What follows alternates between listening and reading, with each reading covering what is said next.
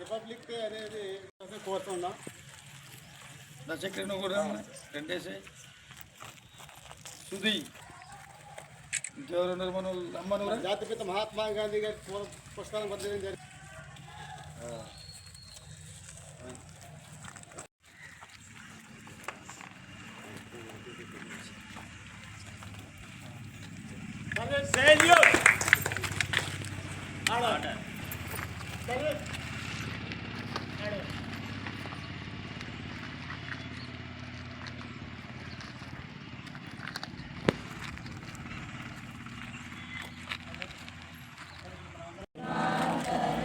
సుజలాం సుఫలాం మలయజ సీతర సస్యశ్యామలం మాతరం వందే మాతరం. సుమధురశోభిని సుభాషిణి వందే మాతరం వందే మాతరం. 70వ దినోత్సవ సందర్భంగా మీ అందరికీ జరిగింది.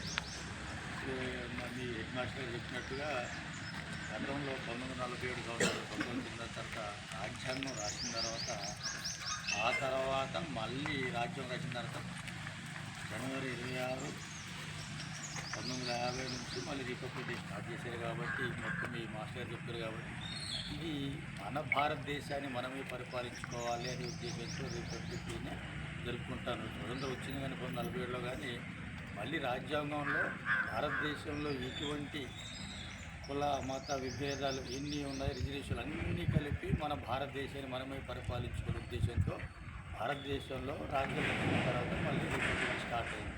ఇది రిపబ్లిక్ డే 76వది ఇవాళ జరుపుకుంటున్న 76వది స్టార్ట్ అయింది. కాబట్టి మీ అందరికీ పిల్లలకి మీ స్కూళ్ళలో మీ హెడ్ మాస్టర్లు టీచర్లు చెప్తుంటారు కాబట్టి మీరు ఫస్ట్ మన మీ దేశంలో చరిత్ర తెలుసుకోవాలి. ఆ తర్వాత సైన్స్, తర్వాత మ్యాథ్స్. ముందు హిస్టరీ లేకపోతే మనం ఇది కూడా పూర్వకాలం నుంచి హిస్టరీనే మొదట వచ్చేది, తర్వాత సైన్స్ టెక్నాలజీ వచ్చింది. కాబట్టి ముందు జాగ్రత్త. కాబట్టి పిల్లలు అందరూ కూడా జాగ్రత్తగా మనం పెద్దలు మీ చెప్పిన మాట విని మనం కూడా చదువుకొని మీరు పెద్ద భవిష్యత్తులో పెద్ద ఆఫీసర్లు కావాలని కోరుకుంటూ ఈ అవకాశం మీ అందరికీ నా యొక్క నమస్కారం తెలుసు. Thank you. చిల్డ్రన్ అందరికీ కూడా 76వ గణతంత్ర దినోత్సవ శుభాకాంక్షలు. నిజానికి ఈరోజు జనవరి 26వ తారీఖున గణతంత్ర దినోత్సవం జరుపుకోవడానికి ప్రధానమైనటువంటి 2 కారణాలు ఉన్నాయి. మొదటి కారణం ఏంటంటే 1929 డిసెంబర్ 19వ తారీఖున లాహోర్ డిక్లరేషన్ జరిగింది. లాహోర్ డిక్లరేషన్లో 1930 జనవరి 26వ తారీఖున పూర్ణ స్వరాజ్ దివస్గా జరుపుకోవడానికి నిర్ణయించడం జరిగింది.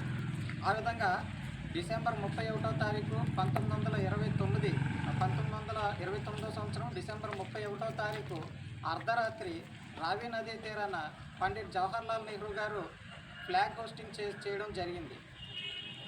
అదేవిధంగా జనవరి 26వ తారీఖున 1930 సంవత్సరంలో పూర్ణ స్వరాజ్ దివస్గా ప్రకటించడం ఆల్రెడీ అప్పటికే జరిగింది.